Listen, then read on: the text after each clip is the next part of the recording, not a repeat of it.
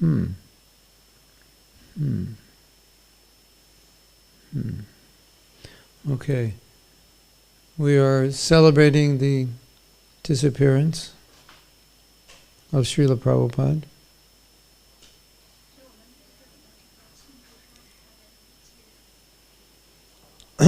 When Prabhupada disappeared,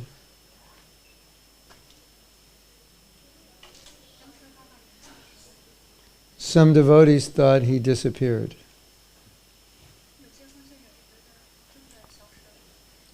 And that was one of the biggest mistakes that ever happened in ISKCON.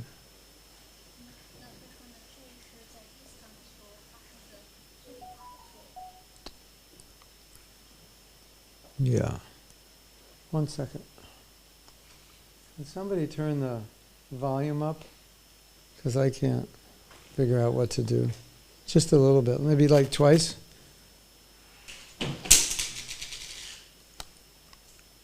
Okay, yeah.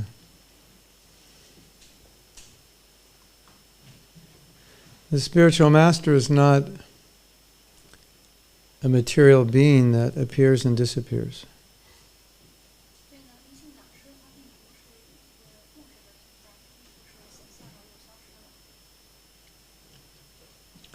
So to think that Prabhupada disappeared became a huge problem.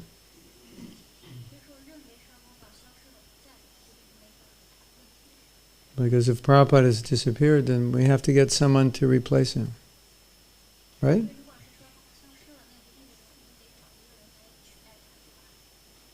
So Prabhupada had chosen 11 devotees to continue giving initiation, and they thought, well now, innocently or ignorantly thought, well now we are supposed to replace Prabhupada.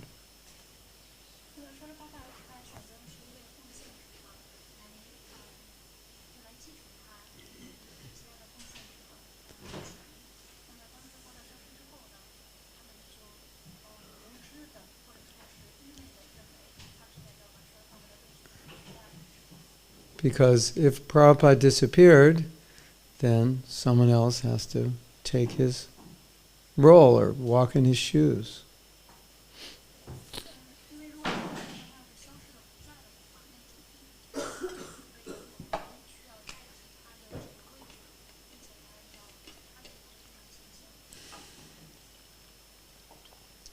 That didn't work. It created many problems because nobody can imitate or take Prabhupada's place.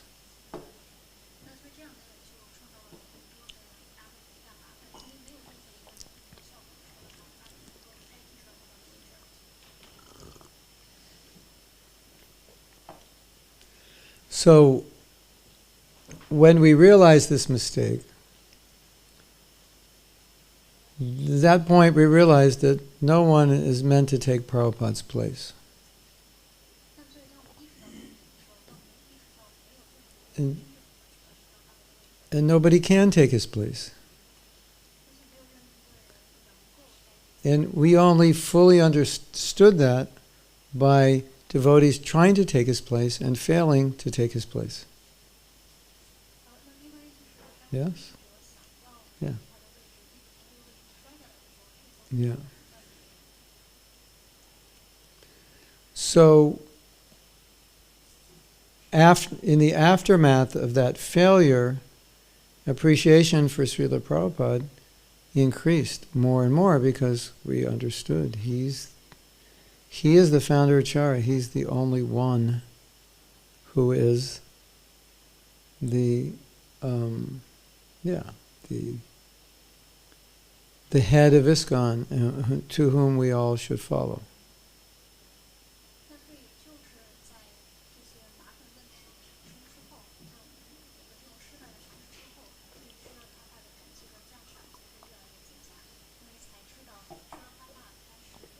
You want to hear the Chinese? You can make it louder. It'd be entertaining for you. You want to make it louder? We're in the temple here with some devotees, so I asked them if they want to hear your Chinese translation. for entertainment value only. No one will understand, but they'll find it interesting. Make it louder all the way.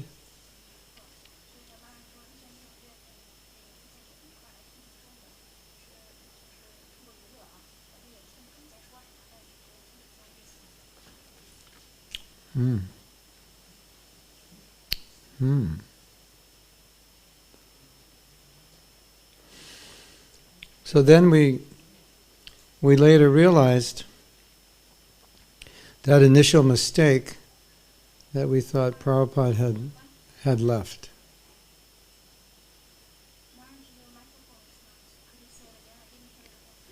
We later realized the mistake that we thought Prabhupada left.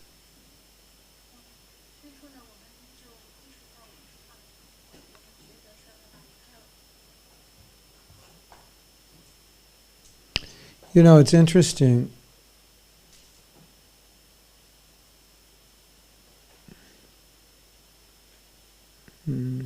Yeah. Because Prabhupada was given the order to spread Krishna consciousness maybe 42 years before he actually came to America. Something like that.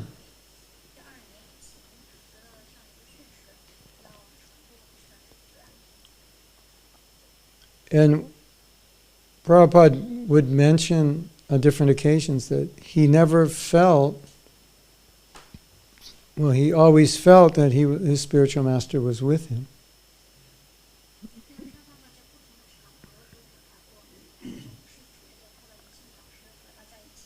And he felt that Srila Bhaktisiddhanta was seeing everything he was doing.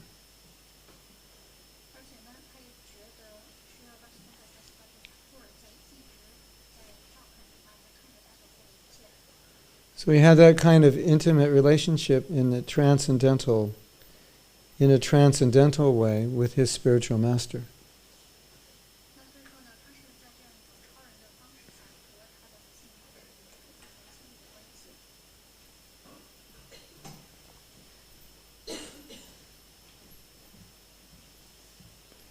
And one time, Prabhupada came to San Francisco. I was there, 1970.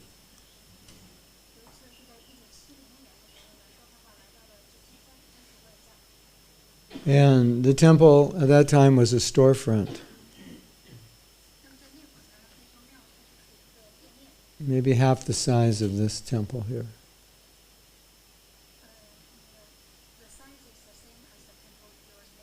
Yeah, it's like half. You can't see the temple, but it was like half this size. And it was full, it was like no room. It was full brahmacharis, wall to wall.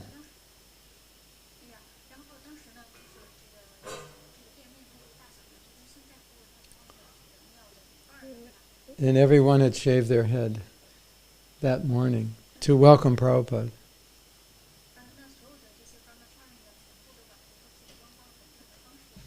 And put on fresh tilak.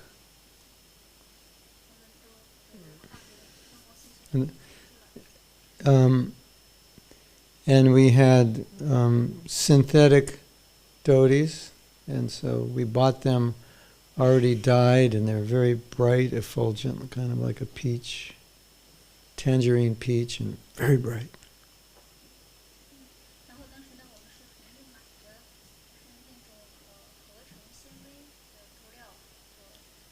Yeah. Maybe there were 80 of us. There's a picture of this somewhere. And I'm in that picture, and I don't know where it is. Maybe I have it on my computer. I don't. But there's a picture of it.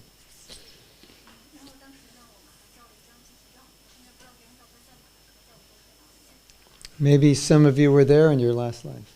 Who knows?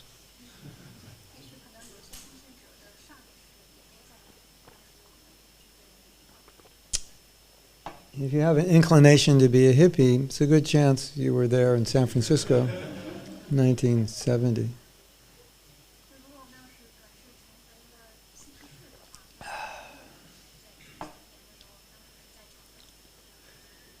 And so Prabhupada came to enter the temple, but he didn't enter the temple. He just stood and was looking at these 80 brahmacharis, or 60, whatever. 80, 60 or 80, you know.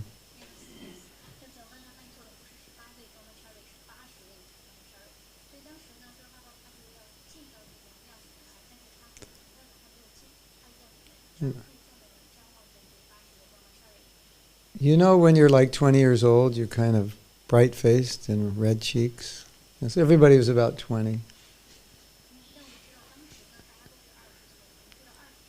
So it was Prabhupada was overcome by this sight.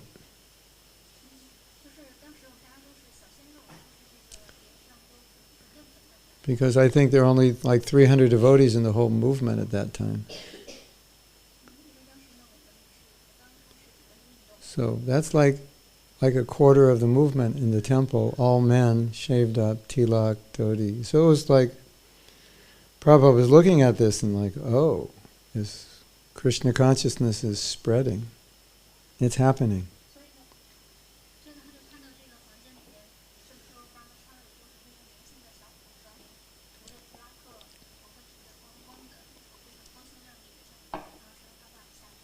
So he didn't walk in. He just stood on the sidewalk looking in, and I'm thinking, what's Prabhupada doing? Why doesn't he come in? And he's just looking around.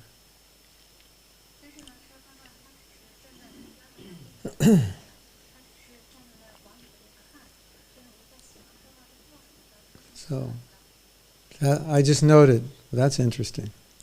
Something. And when you're in the association of Mahabhagavat like Srila Prabhupada, it's hard to understand what's going on in his heart and mind.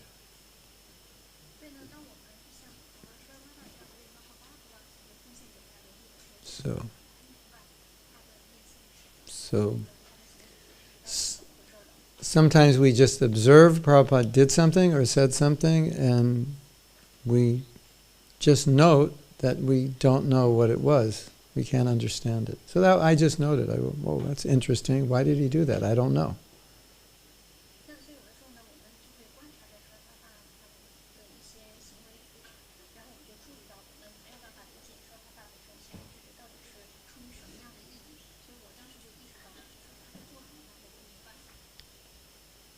So then Prabhupada, it must have been around noon or so, Prabhupada came in and he sat on his Vyasasana.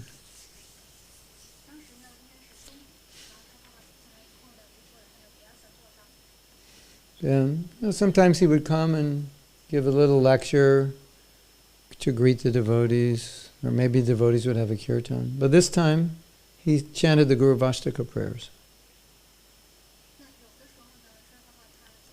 Sharadava Nalalita Loka Tranaya Karuna Ganaganatam. That melody.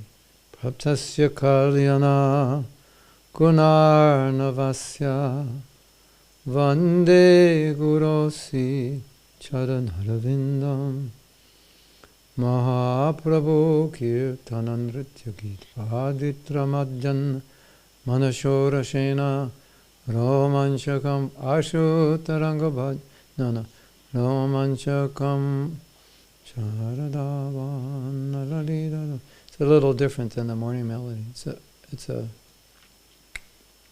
what's the word? It's a like a cat. I can't think of the word. It's an alternative melody. Mahaprabhu Kirtana Nritya Gita Vaditramadjan Manashurashena Romanchakam Ashu Tarangabhajo Vande Gurosi Charanharavindam. And the morning melody is Sansara Dhava Nalalira. So this is It's an... What's the word I'm looking for? It's... Variation? Yeah. A variation on the theme. Variation on the theme, yeah.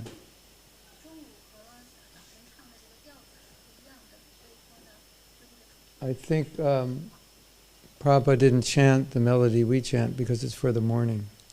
So he chanted this, slightly different.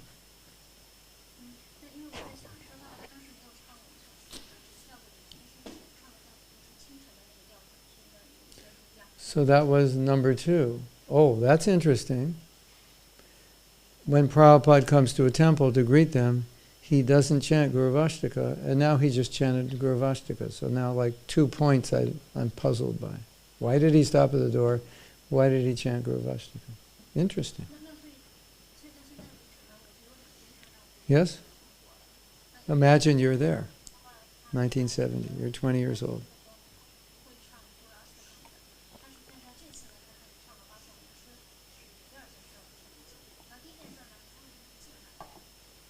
In your shiny polyester saffron dhoti, in your shaved head with floor polish on, so it's shining. It seems like floor polish. You know, I don't know, whatever we put on our head to make it shine. And with Fuller's Earth tilak. Fuller's Earth is like paint. So everyone looked like they had paint on their forehead. Thick, and you know, Fuller's Earth lasts for 8 hours. Doesn't it? You ever used it? You put it on at 4 a.m. and at 10 o'clock at night when you're taking a rest, it's like, looks like it just was put on. Yeah.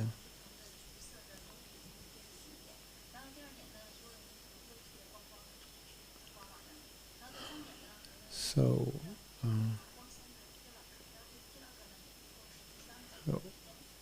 so I was really wondering, why did Prabhupada chant the Guru Vashtaka? He's never done that before when he arrives at a temple.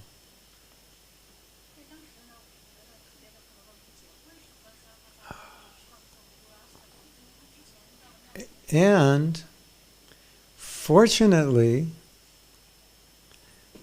Prabhupada told later the leading devotees why he chanted Guru Vashtaka.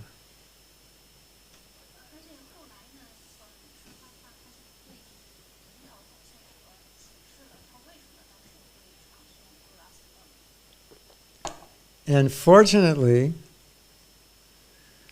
the temple president told us why.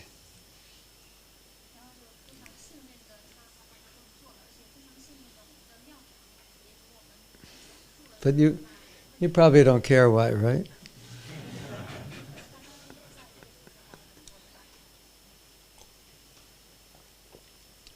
You remember earlier I was making the point that Prabhupada said that he never felt separation from his guru, and he always felt his guru was seeing what he was doing.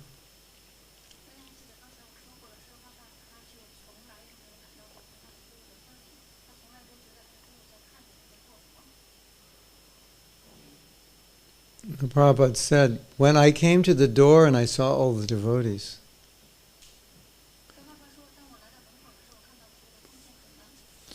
I was so, I'm not sure exactly what he said, but something like I was so pleased, so happy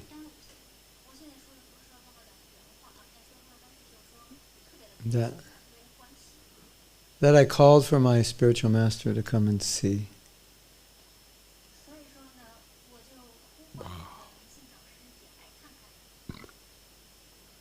You can say wow if you want. You say wow in Chinese also? You say wow as well? Oh, you have a Chinese word for wow or no? Wow is... Wow, wow. You all just spoke Chinese.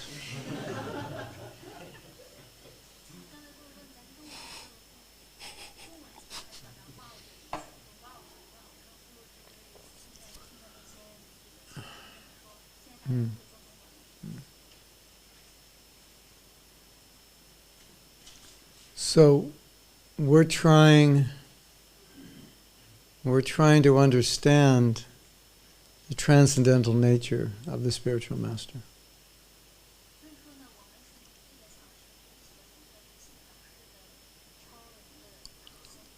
I have a question. Have any of you ever had a dream and Prabhupada was in it? Yeah, raise your hand. Wow. Wow.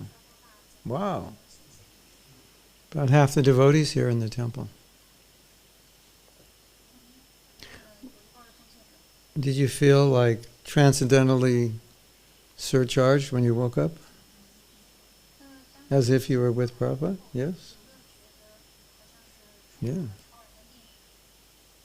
I've had some dreams with Prabhupada and I can say it was exactly like being with him, like the experience.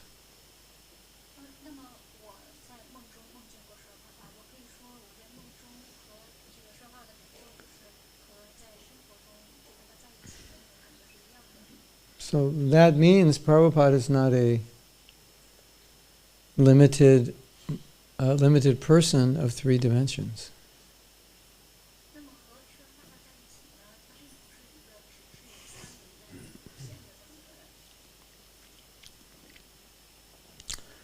When I was a kid, I stepped on a little piece of glass when I was at the beach, and I think that caused a wart on my foot. But anyway, I had a wart on my foot.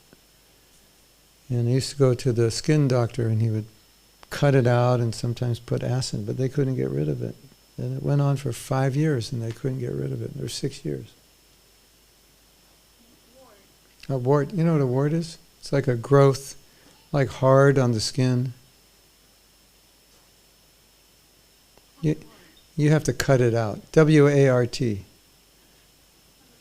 Anyone know how to say wart in Chinese?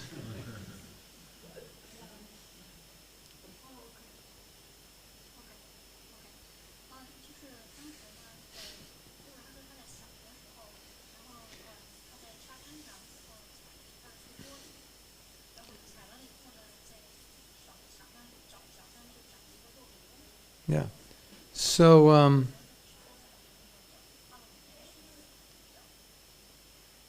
some devotees had sent Prabhupada a letter. And in the letter they said, do you have a cure? Mahatma Prabhu has a wart. Do you have a cure for a wart? I just threw that in at the end of the letter. Because Prabhupada was like a pharmacist. So ask the pharmacist. You know.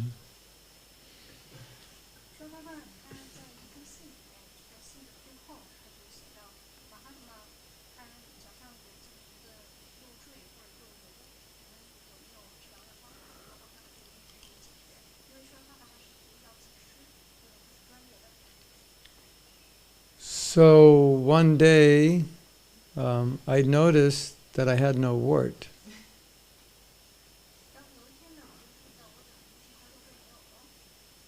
And I said, hey, I have no wart. And they said, oh yeah, we wrote Prabhupada. I didn't know they wrote. Oh, we wrote Prabhupada and we asked him for a cure. I said, did he give you a cure? He said, no.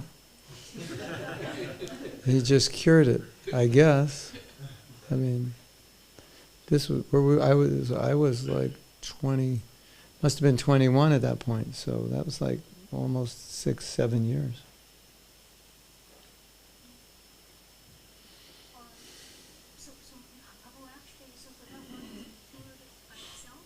Yeah, by Prabhupada's desire.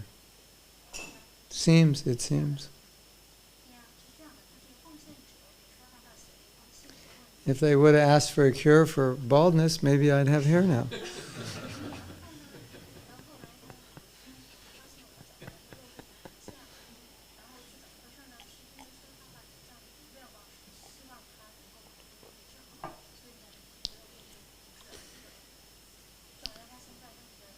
Then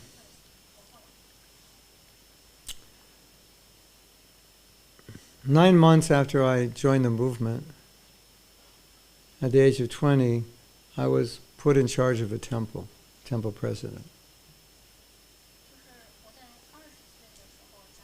And it was very, very difficult.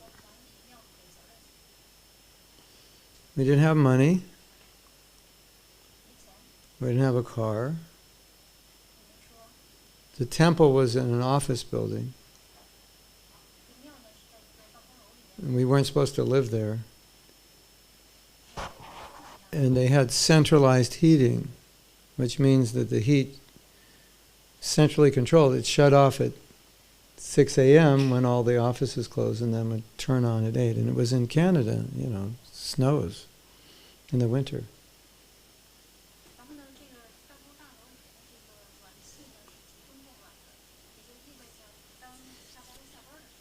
So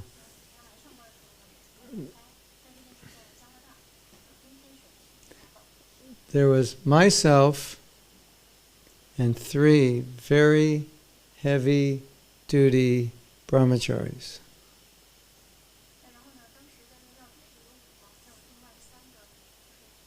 You wouldn't want to meet them in a dark alley.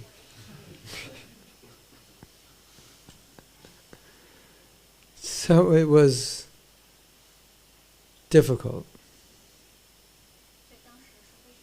And I was very stressed out. I was like an anxiety like all the time. More, to some degree or another. And then I had a dream, and Prabhupada came in the dream. It was like, yes, everything will be okay, don't worry.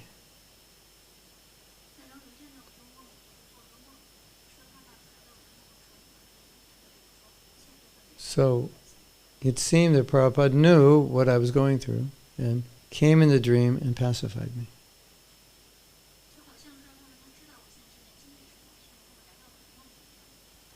Then I was like, okay. Interesting, isn't it? Like, who is this personality that gets rid of warts and comes in your dreams to relieve your stress?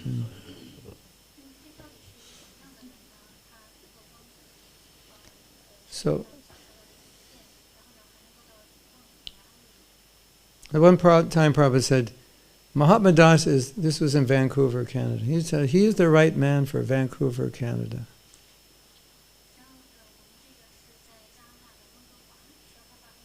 But,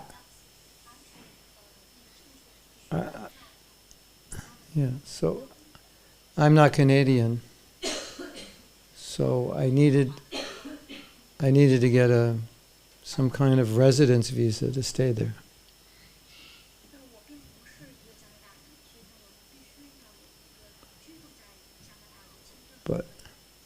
But I didn't want to stay there. So I was praying I wouldn't get the residence visa, and then I would have to leave, and I would go back to San Francisco, which is a big temple, like 25 brahmacharis, and very sweet. So that was my hope.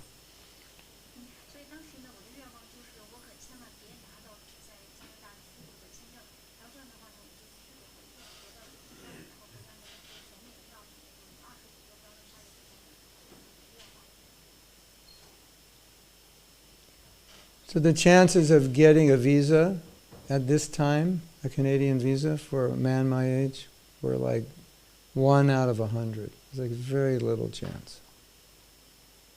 Because the young American boys were going to Canada because they were being drafted to the Vietnam War, and if they got to Canada, they wouldn't be drafted. So they're all going. So there's limitation of visas there you can get. So that made me happy. So good.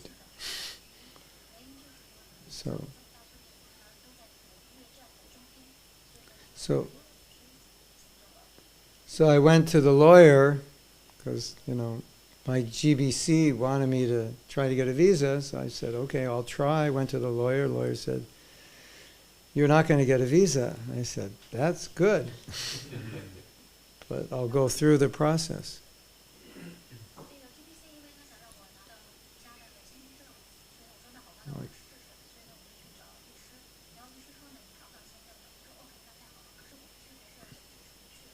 Anyway, to make a long story short, I had absolutely no qualification to get a visa, residence visa for Canada.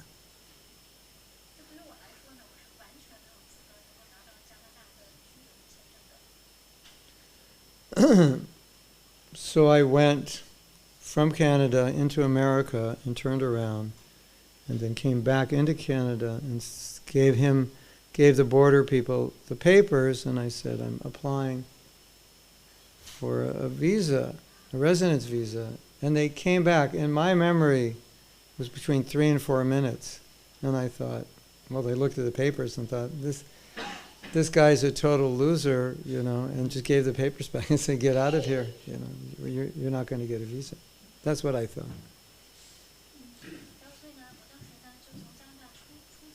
Guess what happened? Bad news.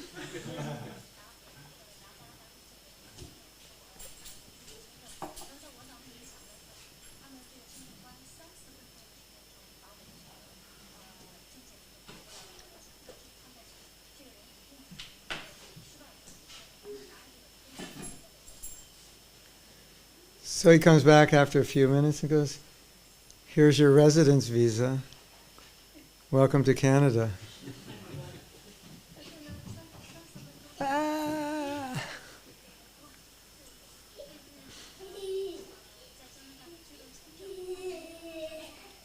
If, according to Prabhupada, I was a right man for Vancouver, then maybe we can assume that these arrangements were transcendentally made under some of his Shakti or something, maybe, possibly. Yes?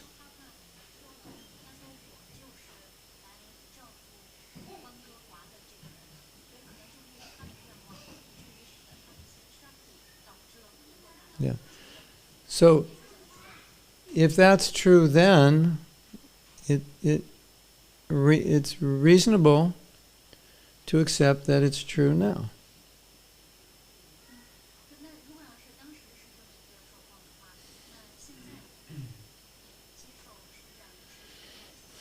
Does that make sense? And therefore the idea of a disappearance is really a misunderstanding.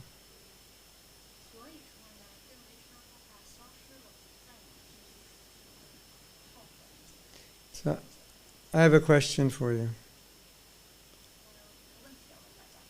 Could you sit at the feet of Prabhupada and be in Maya?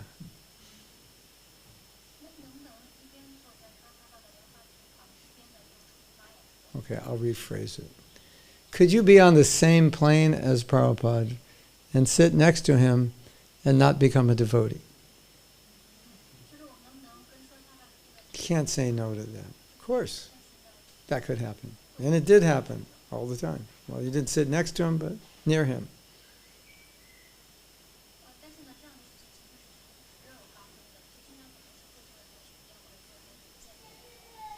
Did Prabhupada have personal servants that disappeared into Maya?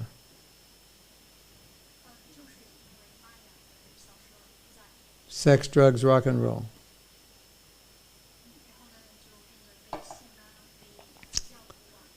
Yes. Yes.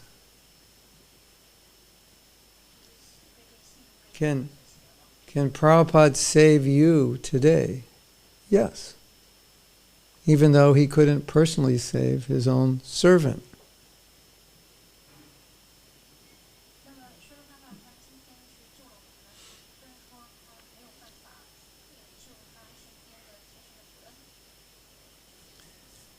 I have a nice story for you.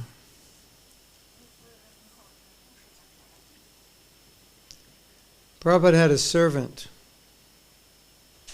And he was secretary. And he was very good at what he did. And Prabhupada really liked him and needed his help.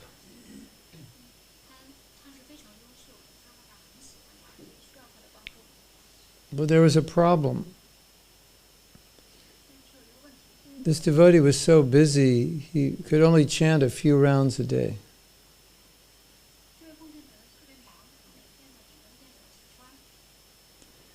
And he was with Prabhupada so much that he found it difficult to respect Prabhupada as his spiritual master in the same way that the other devotees who weren't close to Prabhupada all the time were able to do. He kind of saw Prabhupada in an overly familiar way. And he didn't like it.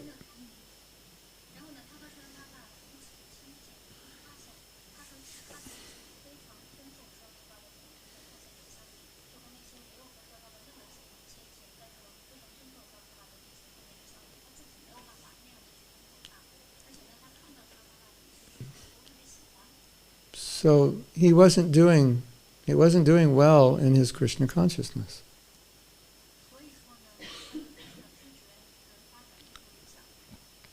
And he said, Srila Prabhupada, I think I need to leave this service as your secretary because my spiritual life is suffering. I'm taking you like an ordinary person. I'm not finishing my rounds.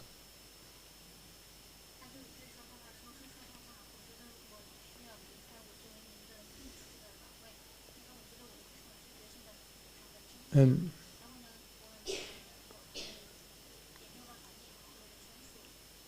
Prabhupada said, just stay, even if you're not chanting your rounds and even if you feel you're taking me like an ordinary person, just stay and I will maintain your spiritual life for you.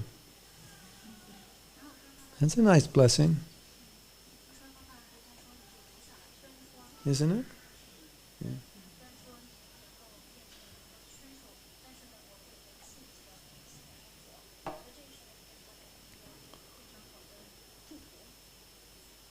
And then the next day in class, Prabhupada said,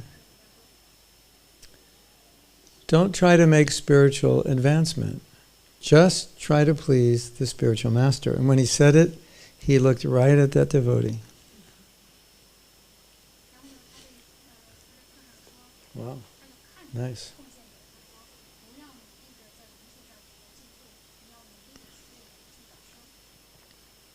Interesting principle, isn't it? When I got my first initiation, you know what the temple president said? He said, don't try to make spiritual advancement, just try to please Prabhupada.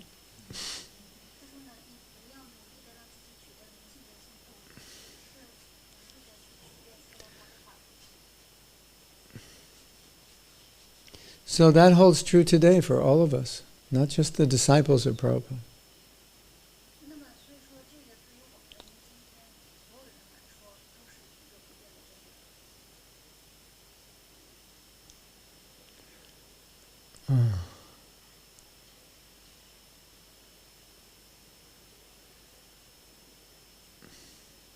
Prabhupada wants to give his mercy.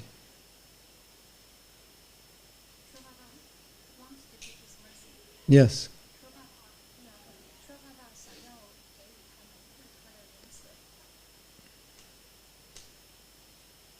And we just need to be anxious to get it.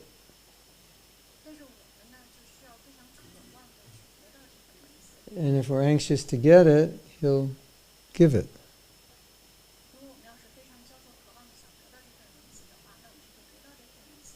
Yes.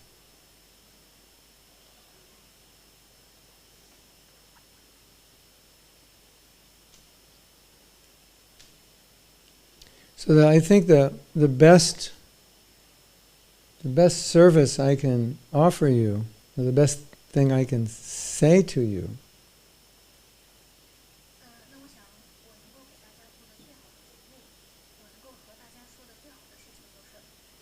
is that don't ever think you don't have this connection or access to Prabhupada.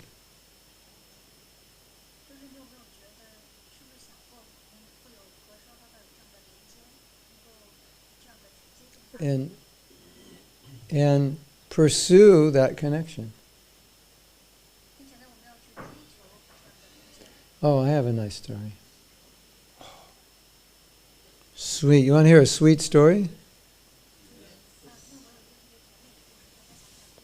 This is beautiful. You sure you want to hear it? Yes. It's really beautiful.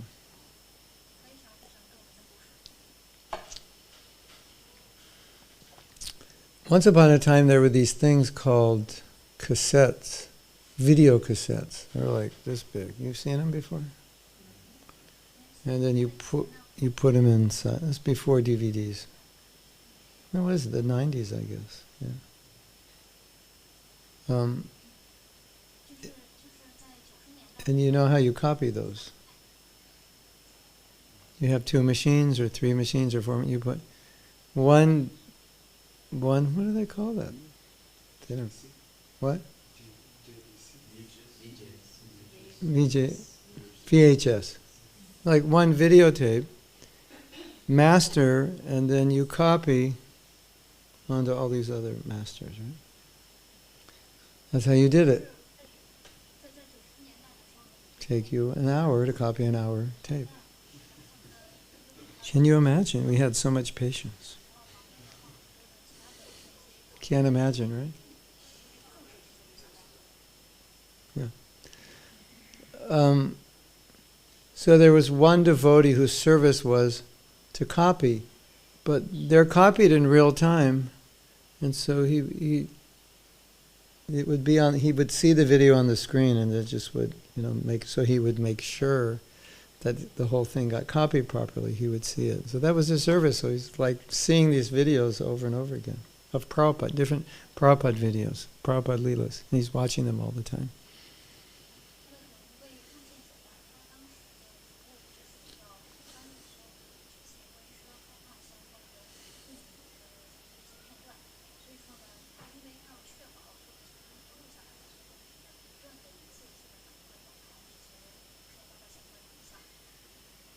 So then, one day he goes on Sankirtan, and he's distributing a Prabhupada Lilamrita.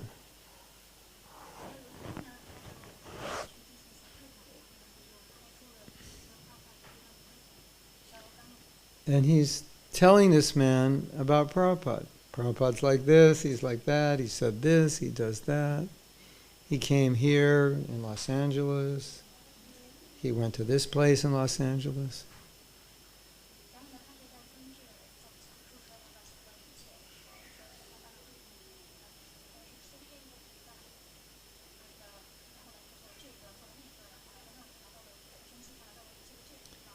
And then the man says, "Oh, so when did you meet him?" And this is not a disciple of Prabhupada.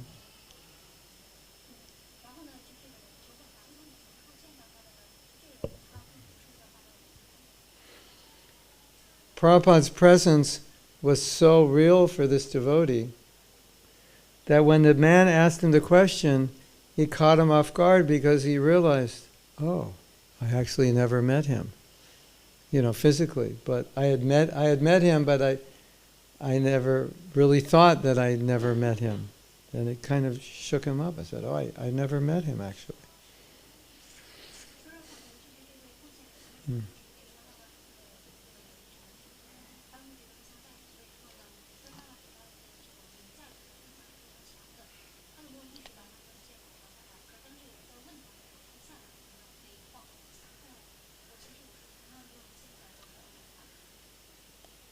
One of my godbrothers just told me a story recently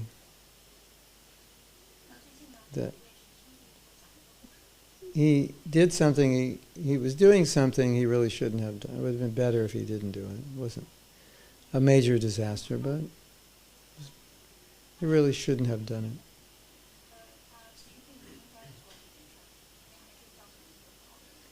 it. And Prabhupada came to him in a dream and told him to stop doing that. Wow. This was just like a month ago.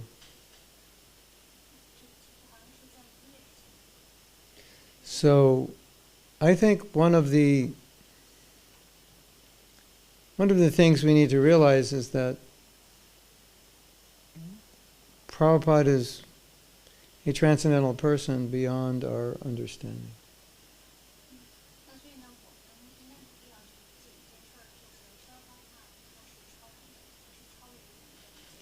Have you ever heard this story when in the last hours of Prabhupada's life,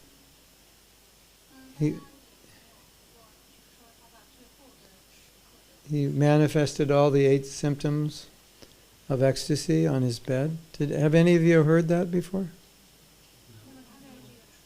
No. Yeah, it was like rolling on the bed. His hairs were standing on end. His voice was choking. He was crying. Like all these symptoms are manifest.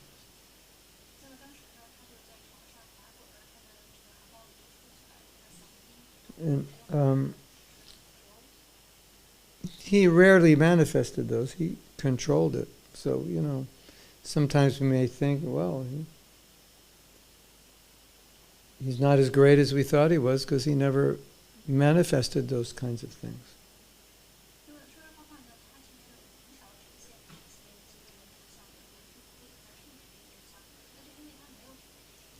So, when we hear these kinds of stories, then we can reflect on that he's not an ordinary person.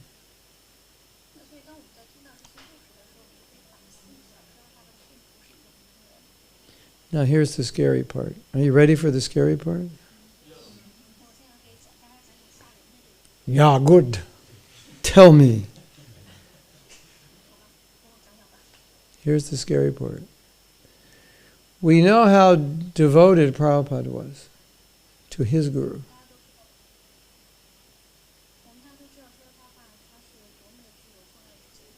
We know that, in theory, Prabhupada could have left his body trying to come to America. So Prabhupada, basically, you could say, gambled his life away to spread Krishna consciousness because it was the order of his guru.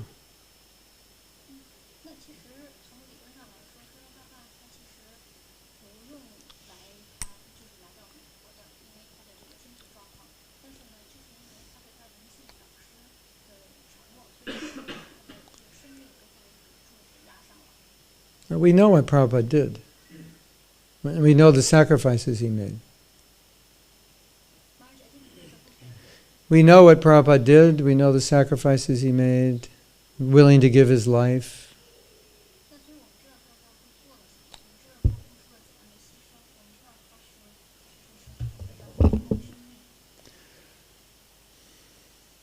So one time, Prabhupada woke up a sannyasi at 1 a.m.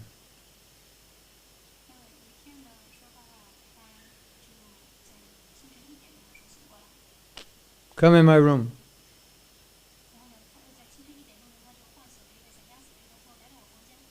What are you doing? Prabhupada, it's 1 a.m., I'm sleeping.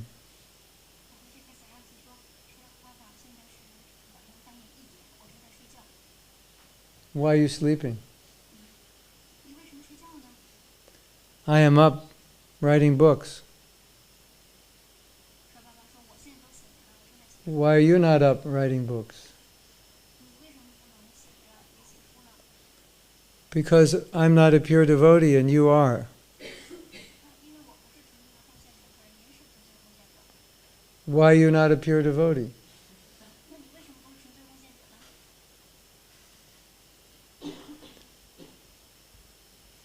Prabhupada used to say, as I'm doing, you do.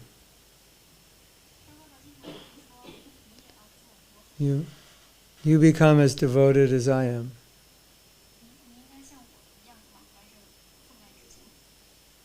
So, that's the heavy part.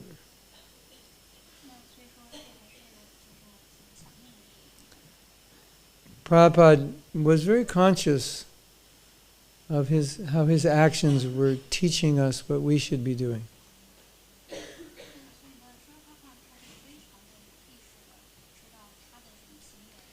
And he wanted us to notice what he was doing because he wanted us to do as he's doing.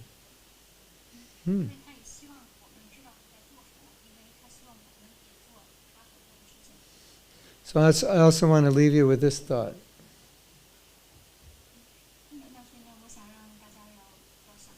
When you read about what Prabhupada did,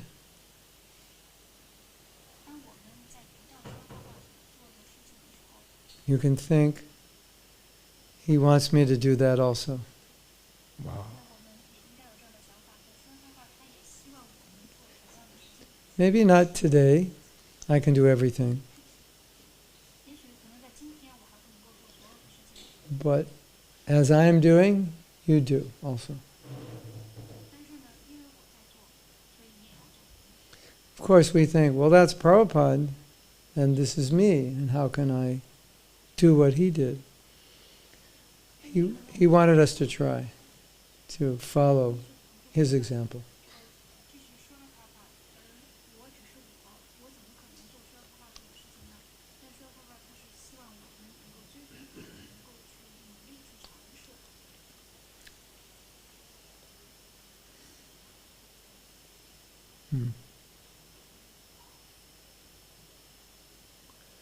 And he wanted us to follow this example because he wanted to spread Krishna consciousness far and wide, and it was going to require people who are dedicated to that mission.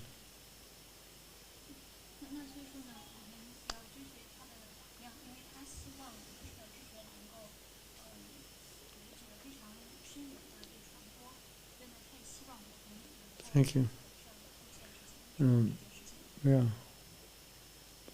So, the disappearance day of Srila Prabhupada should be the appearance day of more dedication to follow his example. Don't you think? That's okay. Yeah.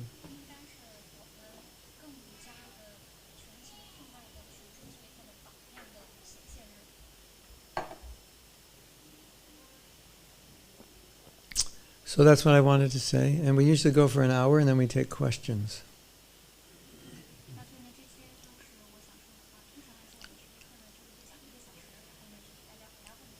So, anyone has any questions here or online?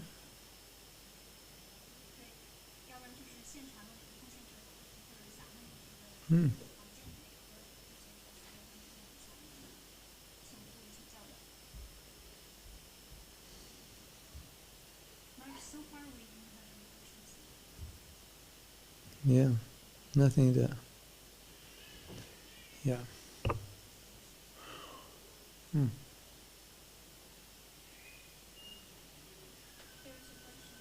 Okay. From who?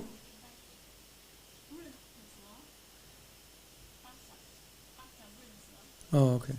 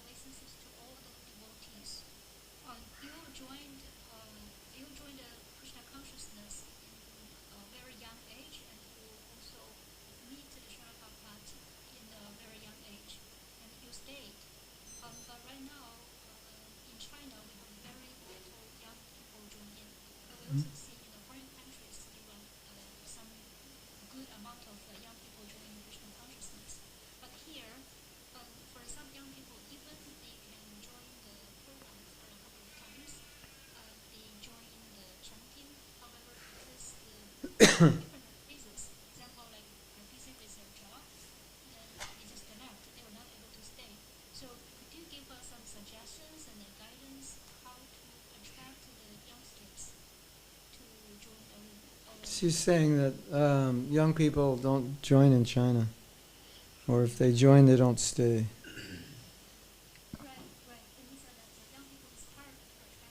Yeah, just a lot of older ladies coming, right? Is that true?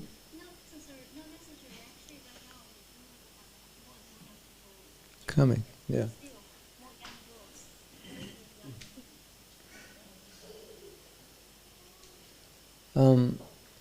I could give a better answer when I go to China and see what's going on. But I'll give an answer anyway.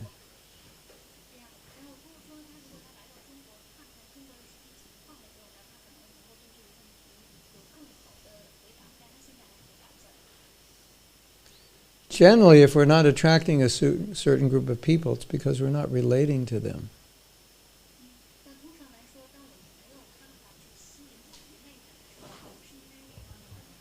So, the question is how to relate. And how to create an environment which is attractive to young people.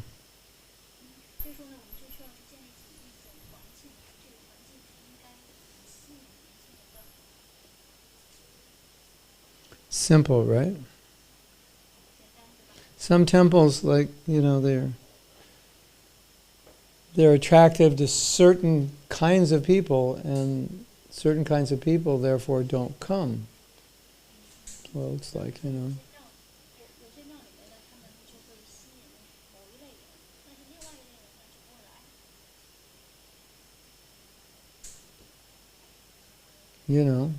I opened a Chinese restaurant. I get a lot of Chinese people to come in America, right?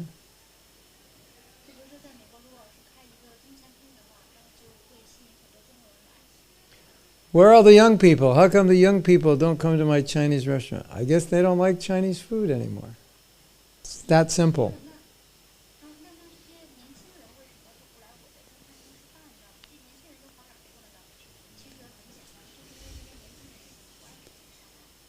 You have to make it attractive. Yeah. You want to attract young boys. Is that what he's saying? We want to attract young men? Yeah. Yeah. Well, we automatically in China automatically attract women anyway, right? So that's a good way to attract young men. Attract young women and the men will come.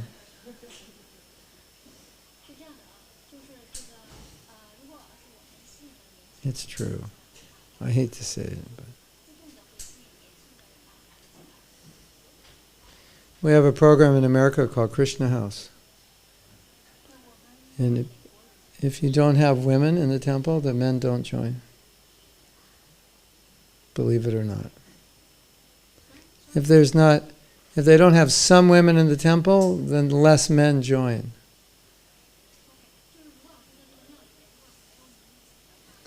Don't ask me to explain it all. I think it's just the way the world is.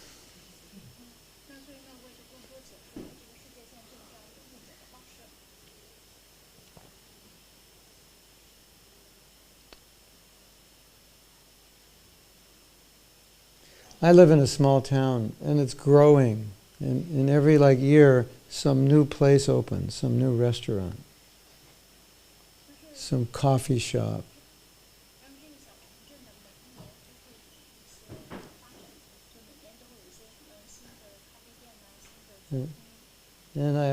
Or a new dentist comes, or a new veterinarian, and I always think they're going to go out of business. They're not going to be successful. That's what I think.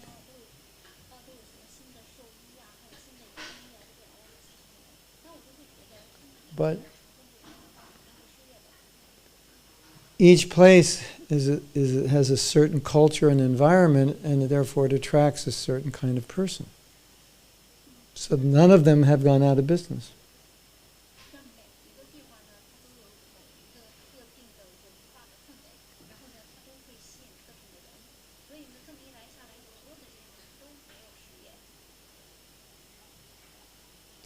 So you create an environment which is attractive to certain kinds of people, then those people will come.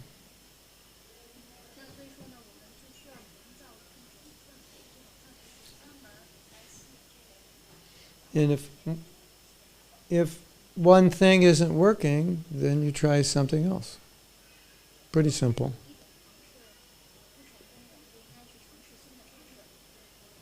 Like in Split, they have the Bhakti Marg group there. It's another. You're familiar with it? Yeah. It's another Bhakti movement in Croatia, in a city in Croatia.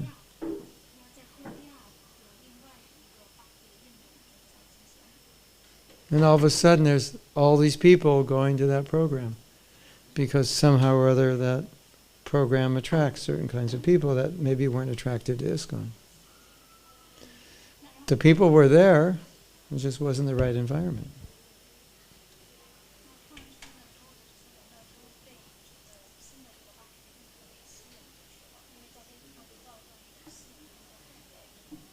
I've seen that many times.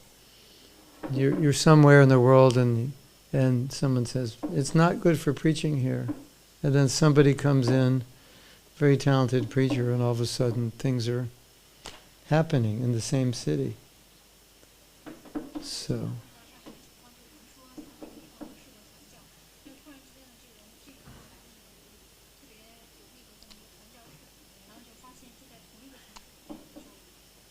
You know that story? This guy goes to Africa to sell shoes. His company sends him, and then he calls the company and says, it's no good. We can't sell shoes here. His wife says, nobody wears shoes.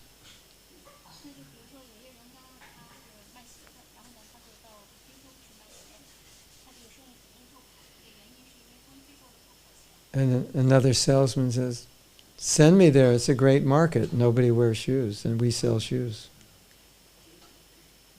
So, the very thing you thought was bad was actually good.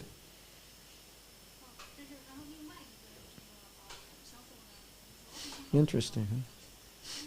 Isn't it?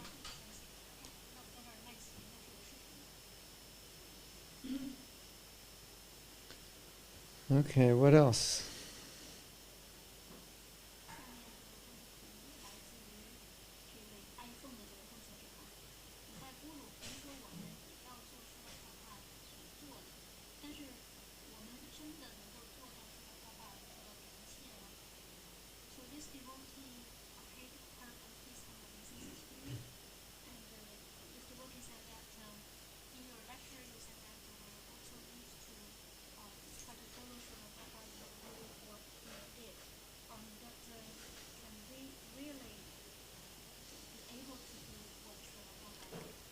The question is, we're supposed to follow what Prabhupada did, but can we really do that?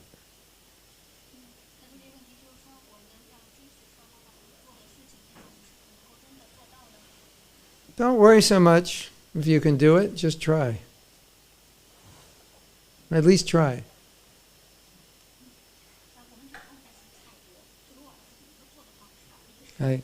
I've written a few books, but I didn't write them at 1 a.m.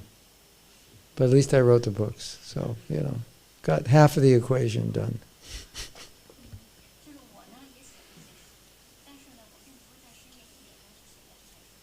Well, I can't say I didn't write them at 1 a.m., but it's not because I woke up at 1 a.m., it's because I stayed up all night.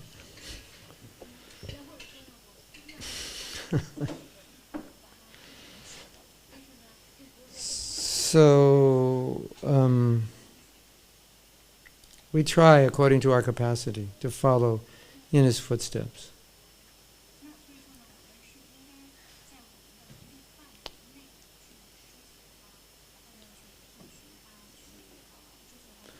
One time, devotees were walking with Prabhupada in Calcutta, and there was a monument, very high monument, and Prabhupada said when they were building it, he walked up the scaffolding, he climbed up.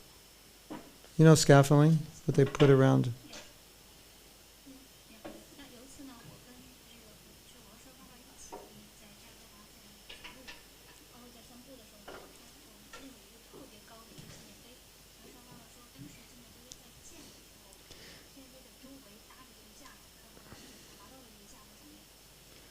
So one devotee said, Prabhupada, you were bold.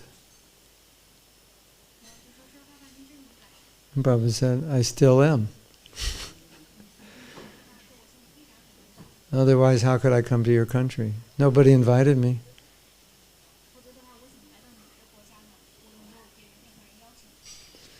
So, we take inspiration. Be bold.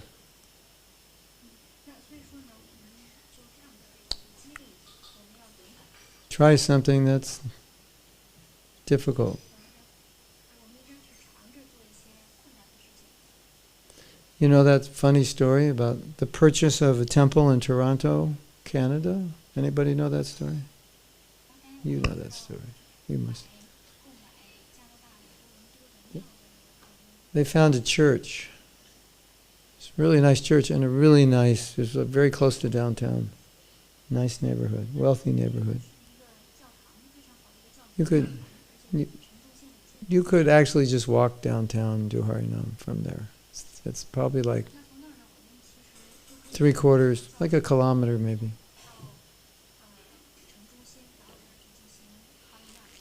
So they found this building, and Prabhupada hadn't seen the building, but they described the building to Prabhupada.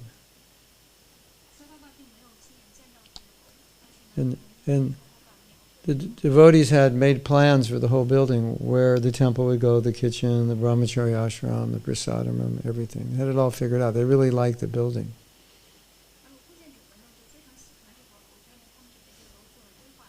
So it must have been 1975 or 76 when you could, rent a one-bedroom apartment for a few €100 or whatever, Deutschmarks. Nothing was that expensive. So, but the building cost 500,000, so it was more like, I don't know, like 5 million or something in today's money.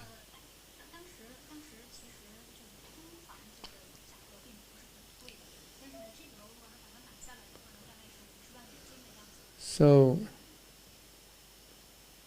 Prabhupada was enthused about the building until he heard the price.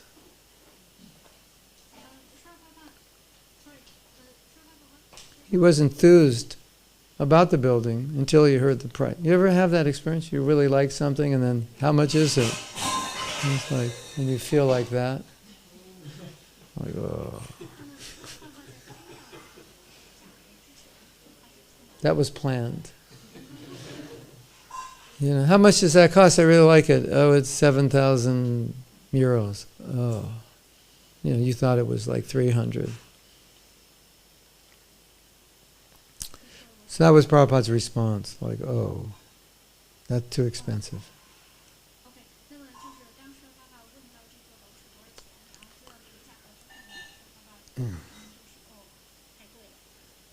Prabhupada said, if we buy the building, then like all the time we're just going to be in anxiety about paying for it. Well, always like, we need money to pay for it, big mortgage. And Prabhupada said, we don't want to buy anxiety.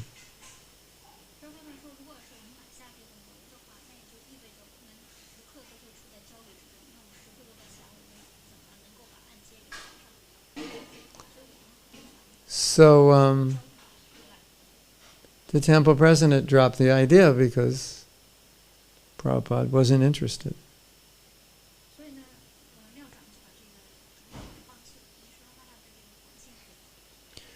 I don't know how much later it was, but sometime later, 3 months, 6 months, Prabhupada actually came to Toronto.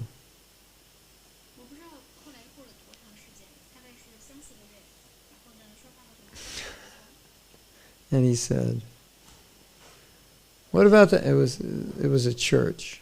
He said, what about that church?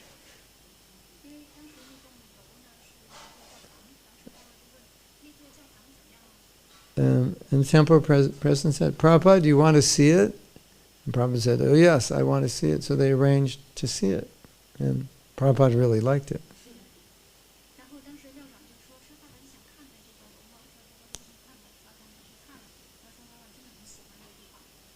So Prabhupada said, so we're going to get it? And the temple president said, no, Prabhupada, we don't want to buy anxiety.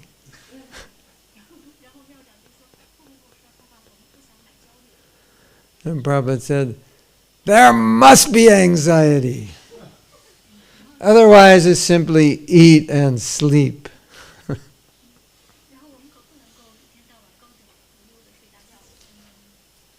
Brahmananda, how much money do we have in BBT? I'll give him this much. Can you raise this much? Oh, the temple president, I'll try. Okay. They wanted 500,000. Offer him 350,000 cash. That was Prabhupada.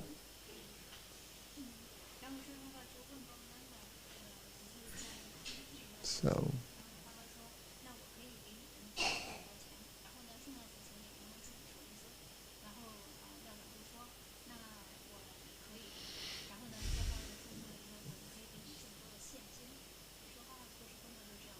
so we try to, in some way, follow the mood Prabhupada said, as best we can, according to our capacity. Yes?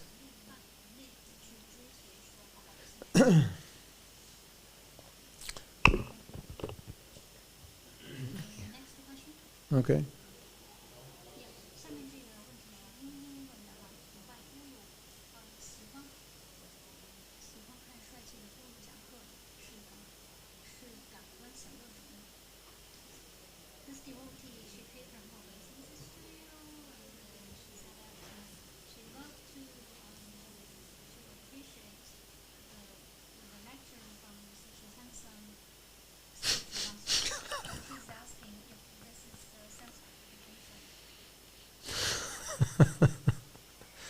Did you hear that question? I don't know. Ask her. Tell her I'm already married. She thinks I'm handsome. She's enjoying the lecture.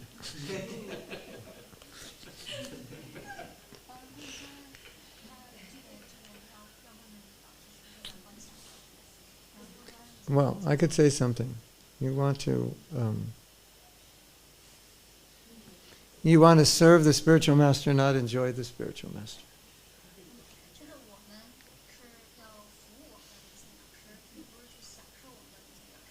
Yeah. So, you want to have a pure relationship, service.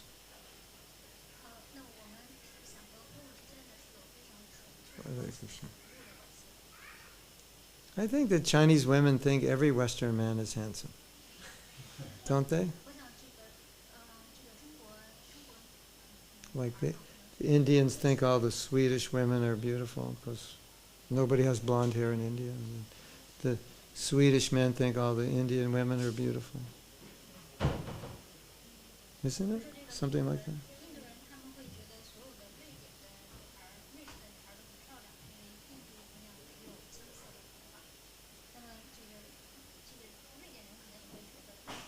We have an answer to this question. You see in the chat, somebody answered it.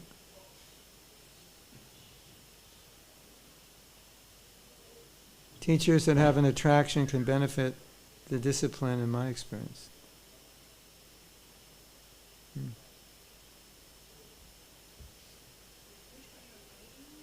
The last one.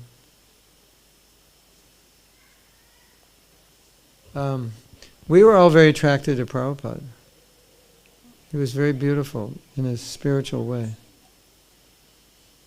So if you're attracted to the spiritual beauty of a devotee, that's good.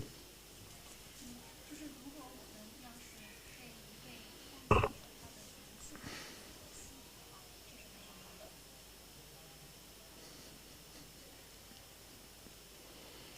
think that's it, right?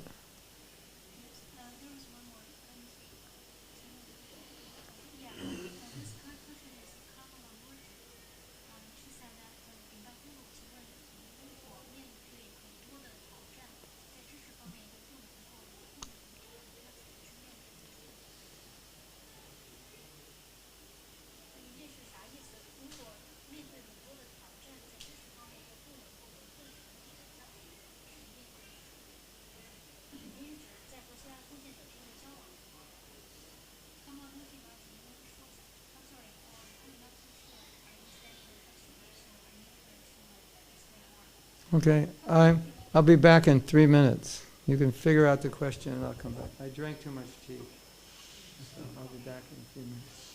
And she'll figure out the question. And you can all stay or leave, whatever. So we're supposed to go till 12:30.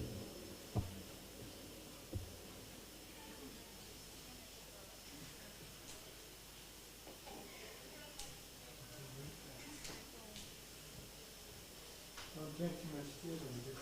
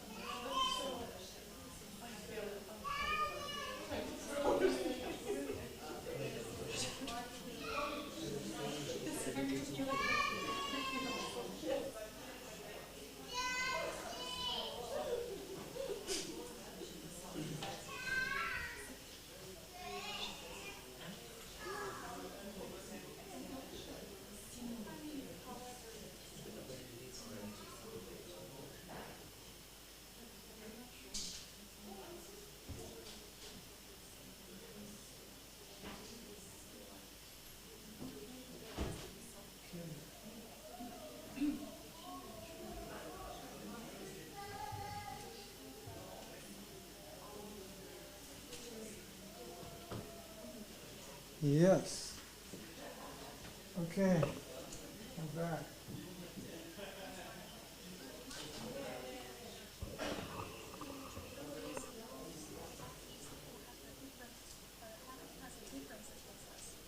How do face devotees have a difference?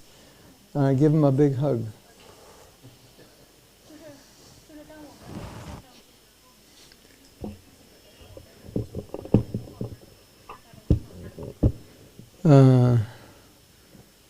I don't know who those devotees are and what the difference is, so I could only give a general answer.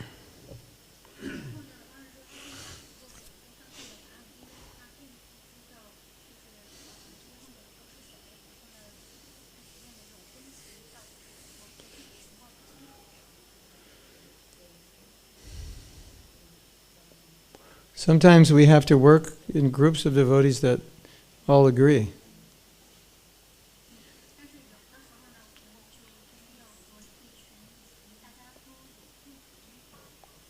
Yeah. We try to respect other devotees.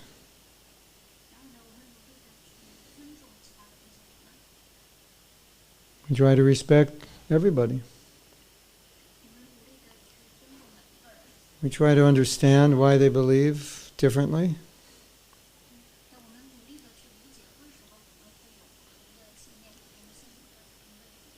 And we avoid offending. It's very easy to offend someone who doesn't agree with you.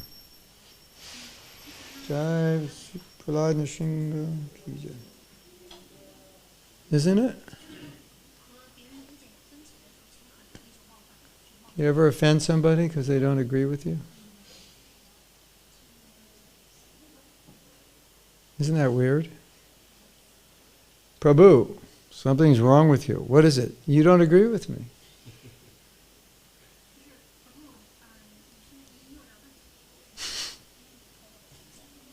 Sounds funny, doesn't it? Yeah. I think it's good to think that I understand things one way, they understand it in another way. But it doesn't necessarily mean that I'm right and they're wrong. Just seems like that, right?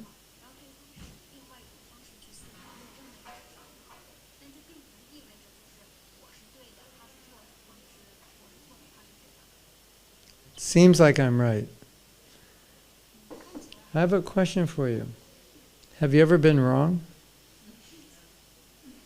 So that possibility is there that maybe I'm not right and they are.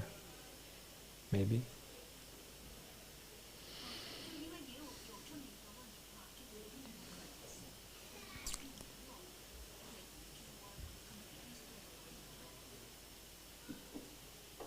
Oh.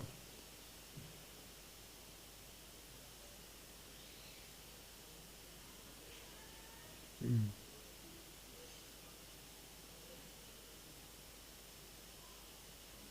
Mm. Mm. Yeah, she's asked the devotees, are there female teachers, spiritual teachers? Mm.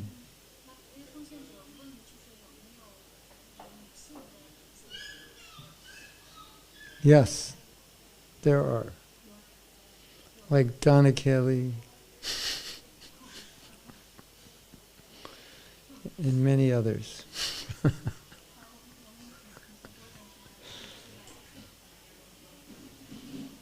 You all become spiritual teachers. If all the devotees in China become spiritual teachers, there'll be a lot of female spiritual teachers, because about 85% of the Chinese devotees are female.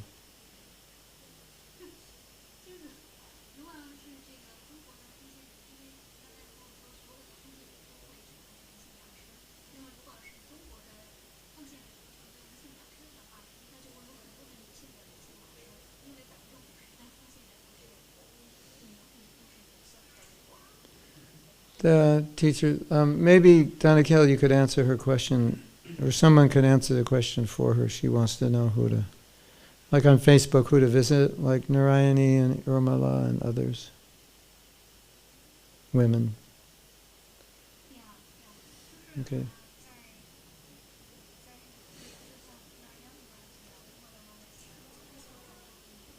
Okay. So, we're going to end class. And we're going to have another class at 3 o'clock for the Russians. Guess what topic?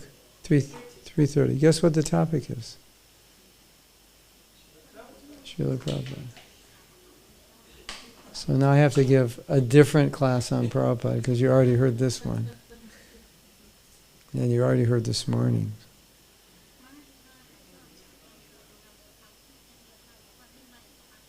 See what Krishna reveals. Okay. Thank you very much. Check in next Thursday to see if I'm free on Friday. Okay? Srila Prabhupada ki jai, Thai go Premanandi Hari Hari Bo.